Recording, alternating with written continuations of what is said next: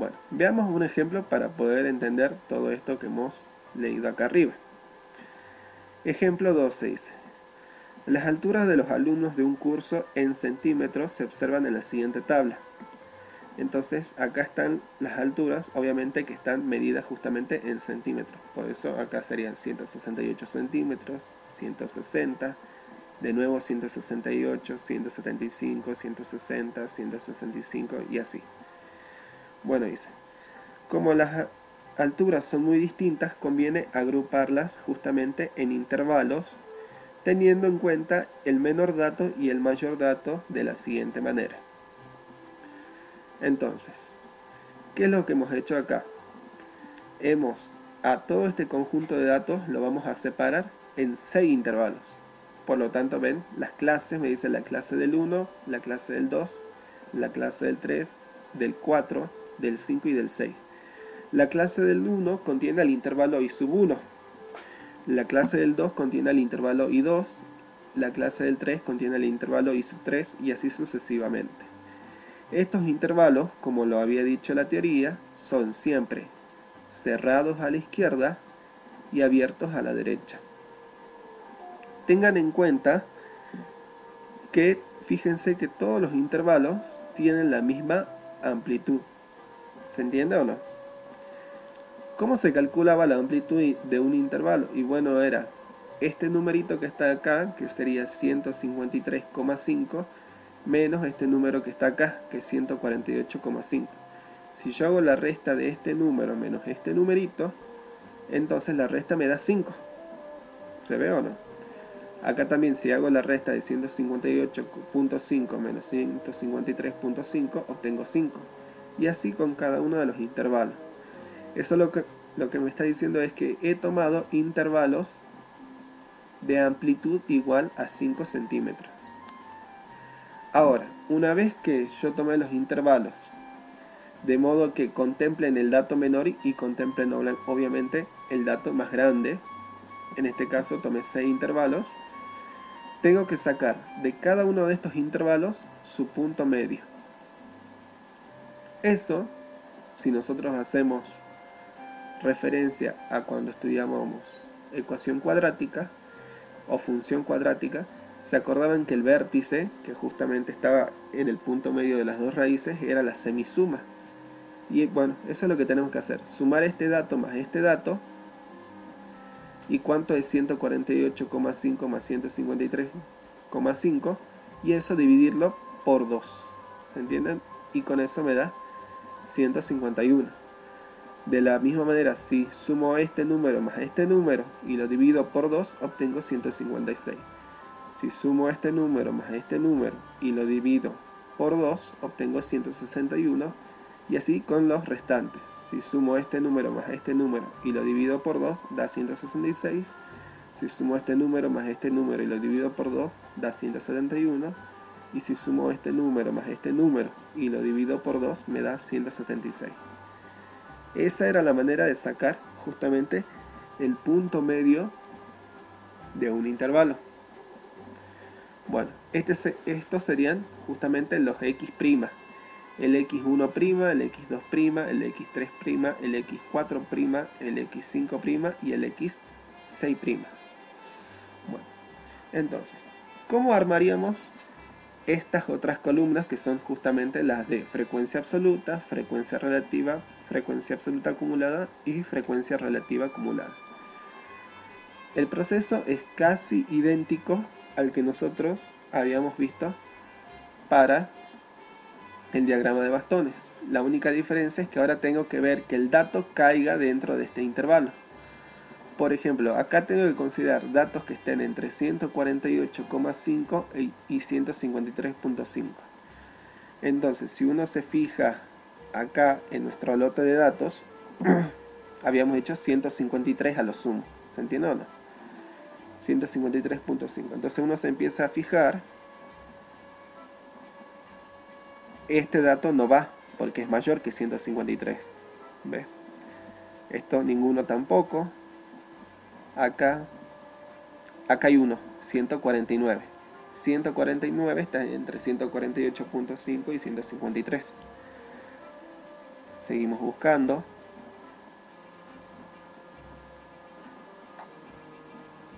Vemos que hasta el momento no hay nada. Y acá está, ¿ven? 150.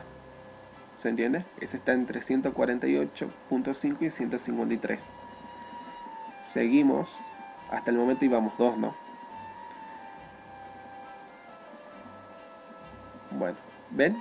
Y no hemos encontrado solamente 2 datos que caen en ese intervalo. Por lo tanto, su frecuencia absoluta es 2. Entonces, ahora hay que buscar datos que estén entre 153.5 y 158.5. Entonces, 153 y 158.5. Ambos .5. Entonces empezamos a buscar. Acá tenemos uno.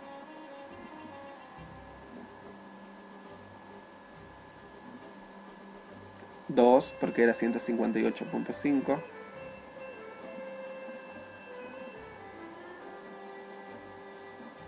Este no va, porque este supera 158.5. Vamos con 2. 3, de nuevo ven, 158. 150 ya lo habíamos tomado, era 153.5. Vamos 3.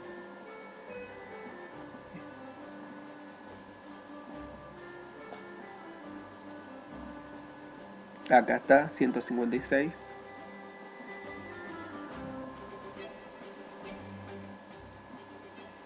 Y no hay más. Entonces, ¿cuántos contamos? Hemos contado justamente 4 datos. 4 datos caen en este intervalo que era 153.5 y 158.5. Entonces su frecuencia absoluta es 4. Y así de nuevo tenemos que ir, una vez que hemos armado estos intervalos, ir viendo cuántos datos van cayendo en estos intervalos que están acá. Bien, una vez que hemos logrado obtener esta columna, que es la de las frecuencias absolutas, de nuevo hay una manera de verificar si he contabilizado bien los datos o no. La suma de todos estos datos me tenía que dar el n. Y el n tiene que ser 40. ¿Por qué 40? Porque hay 40 datos, fíjense. Tengo 2, 4, 6, 8, 10. Y acá tengo 2, 4. Entonces hay 40 datos. ¿Se entiende o no? Entonces el n sigue dando 40. Bien. Ahora, para armar la siguiente columna, que es la de frecuencia relativa. Esa es, dentro de todo, sencilla, pues lo único que tenemos que hacer es tomar la frecuencia absoluta y dividirla por el n. Cada una de estas frecuencias ir dividiéndola por el número n.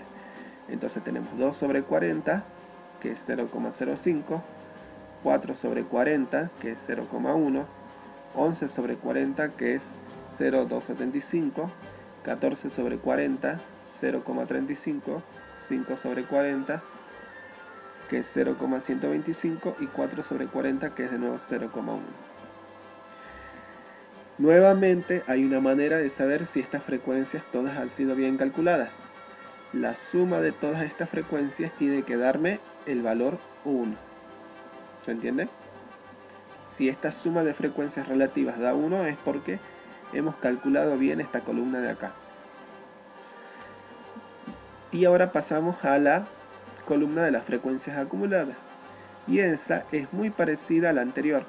Pues, uno decía, hasta este intervalo solamente he acumulado 2 datos. Entonces la frecuencia acumulada es 2. Hasta este intervalo tengo 4 más los 2 anteriores. Y 4 más 2 son 6. Para este intervalo he acumulado 11 más 4 más 2. 11 más 4 son 15 y más 2, 17. ¿Ven? Acá tendría los 17 que ya tengo acá acumulados más 14. Y eso me da 31. Luego 31 y acá sumo uno más, tengo 5, me da 36. Y 36 más 4 me da 40. Recuerden que en la columna de frecuencias acumuladas, la última frecuencia acumulada tiene que darme el n, justamente. Una vez que se saca las frecuencias acumuladas, la frecuencia relativa acumulada justamente era esta frecuencia acumulada dividido el n. Y así vamos haciendo los cocientes e íbamos obteniendo las frecuencias relativas acumuladas. Siempre la última frecuencia relativa acumulada me tenía que dar 1. ¿Se ve o no? Bien. Una vez que ya tenemos eso, pasamos a hacer el histograma. Entonces, ¿cómo vamos a plantear el histograma? Justamente teníamos que tener en cuenta lo de la teoría, y es que siempre se empieza con un intervalo de altura 0 y se termina también con un intervalo de altura 0. ¿Ven? Y obviamente acá dibujamos o posicionamos los valores que están acá. No es necesario que esta escala sea igual a esta de acá, porque obviamente acá empieza con 0 y 2 y acá es 0 y 148.5. Lo que sí es conveniente es que si estos son intervalos de igual amplitud, como los hemos tomado acá, entonces acá también en el gráfico se vean que todos los intervalos o estos rectángulos tienen igual base. ¿Se ve? Entonces, para el primer intervalo su frecuencia era 2. O sea que este rectángulo tiene que tener altura 2. Para el segundo intervalo su frecuencia era 4. O sea que este rectángulo tiene que tener altura 4. Para el tercero, su altura o su frecuencia era 11. Era 11. Entonces, la altura de este rectángulo tiene que ser de 11. Para el cuarto, su frecuencia era 14. Entonces tiene altura 14. Para el quinto, su frecuencia era 5. Entonces el rectángulo tiene que tener altura 5. Y para el sexto su frecuencia era 4, o sea que el intervalo tiene que tener altura 4. Fíjense que esto se parece mucho justamente a un diagrama de barras. Es más, uno cuando es chico y no los conoce los suele confundir. La diferencia entre el diagrama de barras, acuérdense, y el histograma es que acá hay datos que están concentrados, ¿se entiende? O sea, acá yo sé que hay datos entre 148.5 y 153. En cambio, en el diagrama de barras, uno dividía las barras en categorías. Y esas categorías eran justamente, generalmente para variables cualitativas. Por ejemplo, si uno quería poner los niveles de escolaridad, y bueno, ponía nivel inicial, primario, secundario, terciario, universitario, ¿se entiende o no? O para variables cualitativas como por ejemplo el color de persona, el color, perdón, de ojos de una persona. Entonces uno dice rubio, castaño, puede ser rojizo, ¿se entiende o no? O sea, acá se ponían las cualidades de esa variable, que eran categorías. En cambio, en el histograma estamos trabajando acá con valores numéricos. Esa es la diferencia. Bien. Esto sería construir simplemente el histograma. Y dice, acá tenemos representado el polígono de frecuencias. Obviamente uno al polígono de frecuencias no lo puede dibujar así nomás, sino lo que hace es justamente empezar a unir los puntos medios de la parte superior de cada rectángulo. Fíjense, ve, acá tomé el punto medio, acá el punto medio, acá el punto medio. En cada rectángulo se toma el punto medio y empieza justamente con este de acá, que era justamente de frecuencia 0, y terminaba con este que era de frecuencia 0. Entonces iba tomando los puntos medios. Y hay una cosa que ustedes pueden verificar, y es que el área que queda debajo del polígono es la misma que el área que tienen los rectángulos del histograma. Porque fíjense, este pedacito de área que sobresale acá es el mismo que iría acá. Este pedacito de área que está acá es el mismo que iría acá. O sea, si yo cortase con una tijera este trocito de triángulo, ese triángulo cabe perfectamente aquí. Este trocito de triángulo cabe aquí y este cabe aquí. ¿Se ve o no? Todo este triángulo puede caber acá perfectamente. Este trozo de triángulo cabe acá y este otro cabe aquí.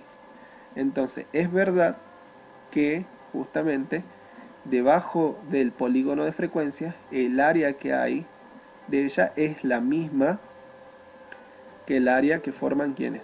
Todos los rectángulos del histograma. Y por otro lado tenemos el diagrama de ¿quién? De frecuencias acumuladas. Bueno, para el diagrama de frecuencias acumuladas necesitamos esta columna.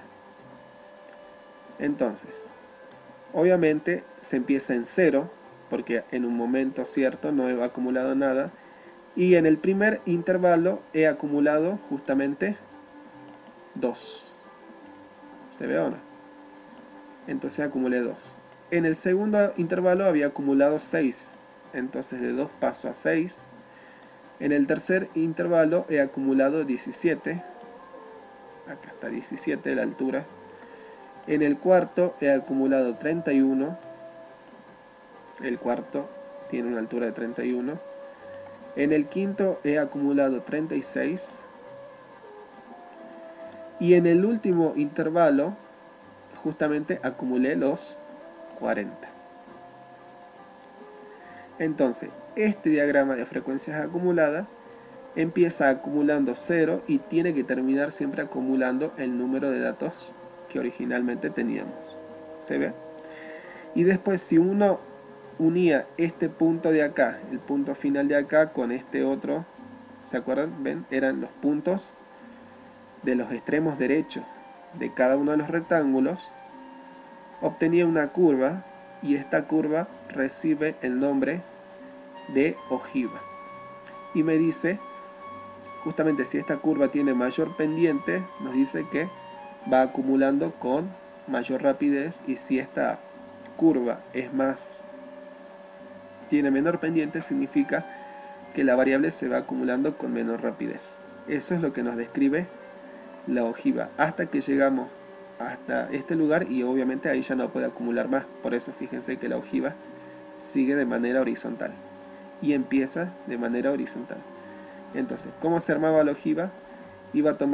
Empezaba desde este punto e iba tomando después los extremos derechos superiores de cada rectángulo hasta terminar en el último, y ahí vuelve a tomar su forma horizontal.